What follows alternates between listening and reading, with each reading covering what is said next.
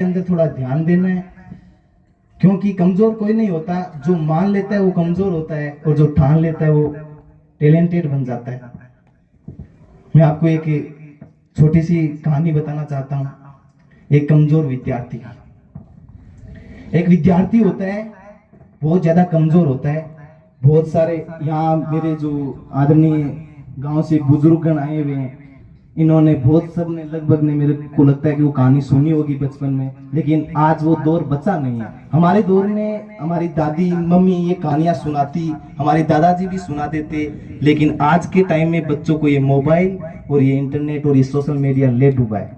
क्यों? कहानियां कोई नहीं सुनाता, कोई महापुरुषों के बारे में जानना नहीं चाहता, कोई अच्छी बातों को सुनना नहीं चाहता। सुनना है तो इनको बस इंस्टा के अंदर रील स्क्रॉल करना सिखा देते हैं घर वाले, या फिर मोबाइल, ले बेटा मोबाइल पकड़ा देते हैं।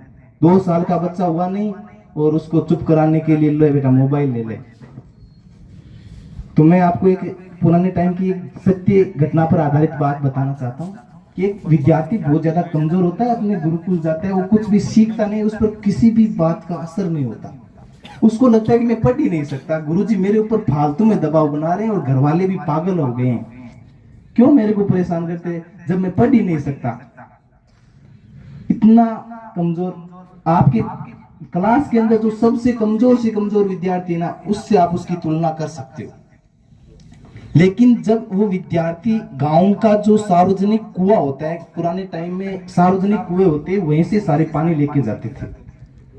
उस सार्वजनिक कुएं में जब देखता है कि कुछ महिलाएं वहां से रस्सी से पानी निकाल रही है, रस्सी जब खींच रहे हैं तो बार बार रस्सी से जब खींचने की वजह से बाल्टी निकालते, तो वहां रस्सी की वजह से उस पत्थर के ऊपर निशान बन गया, वो पत्थर वहां से घिस गया। पहले के टाइम में वो घूमने वाली रस्सी आती थी ना, उसे रस्सी खींच खींच के ऐसे निकालने से जो पत्थर था, उस पत्थर में वो रस्सी बैठ गई। तो उस विद्यार्थी को समझ में आया कि इतनी कोमल जो रस्सी है वो इतने मजबूत पत्थर में निशान कर सकती है, तो मैं तो एक इंसान हूं, यानी लगातार अगर मैं कोशिश करूंगा तो मैं नहीं कर सकता। इतनी कोमल फूल जैसी कोमल रस्सी इतने मजबूत पत्थर को अगर घिस सकती है, तो मैं एक इंसान हूं, मैं क्यों नहीं कर सकता। इसीलिए कहा जाता है कि करत करत अभ्यास के जड़मती होई सुजान, करत करत अभ्यास के जड़मती होई सुजान, रसरी आवत जावत सील पर परत निशान।